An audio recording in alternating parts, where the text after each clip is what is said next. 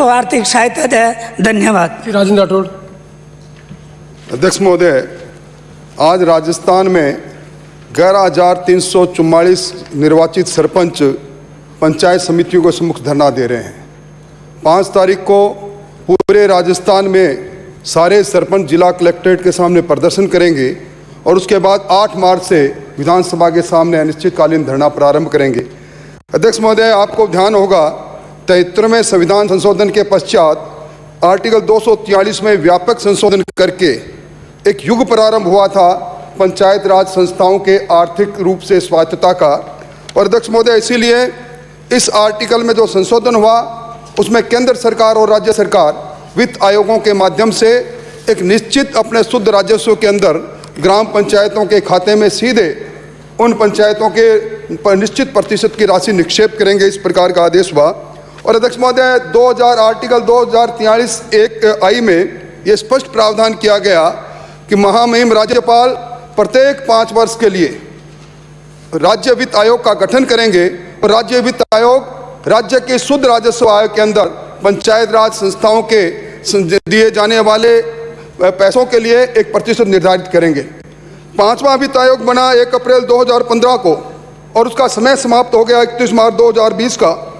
और दुर्भाग्य है, राजस्थान में पहली बार संविधान में प्रदत्त जो प्रावधान किए गए हैं उसको धत्ता बताकर 6ठा वित्त आयोग बना नहीं, और इसी कारण से 2020-21 और 2021-22 के अंदर एक फुट्टी कौड़ी भी राजस्थान के पंचायत राज संस्थानों के खाते में नहीं गई।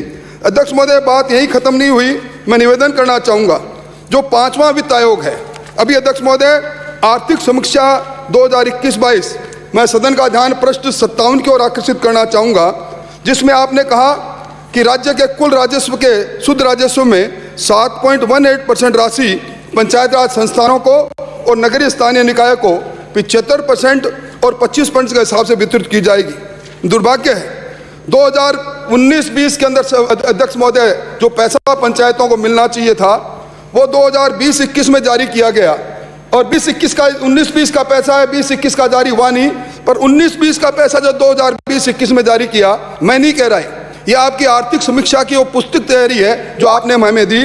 2267 करोड़ रुपए आपने जारी किए और उसमें 31 दिसंबर तक खर्च हुए 434 करोड़ रुपए, और उसमें भी उन ग्राम पंचायतों को एक पैसा नहीं गया। 293 करोड़ रुपए पंचायतों को सहायकों को सीधा मानदेय आपने दिया, और 49 करोड़ रुपए आपने जो आपका कोविड-19 स्पेशल है वो गया। 1 रुपया भी, दुर्भाग्य है कि 2 वर्षों में राज्य वित्त आयोग से मिलने वाले ग्राम पंचायतों में एक पैसा नहीं गया। और इसी कारण से आज किसी भी गांव के अंदर एक भी काम अगर इस सरकार के आने के बाद बता दो तो आपको मैं सजा पाने के लिए तैयार हूं।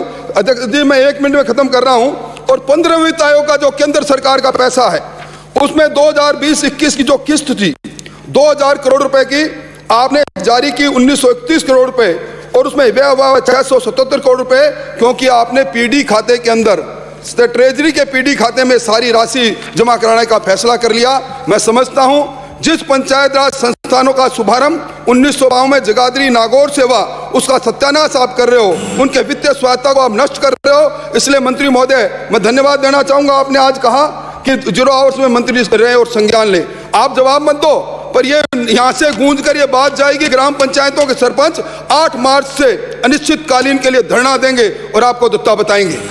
295 संजय शर्मा। माननीय अध्यक्ष महोदय, राजस्थान विधानसभा के प्रक्रिया एवं कार्य संचालन संबंधी नियमों के नियम 295 के अंतर्गत मेरे विधानसभा क्षेत्र अलवर शहर में पार्कों की बदहाल स्थिति एवं आवारा कुत्तों, बंदरों व सुअरों के आतंक से आमजन को हो रही परेशानियों के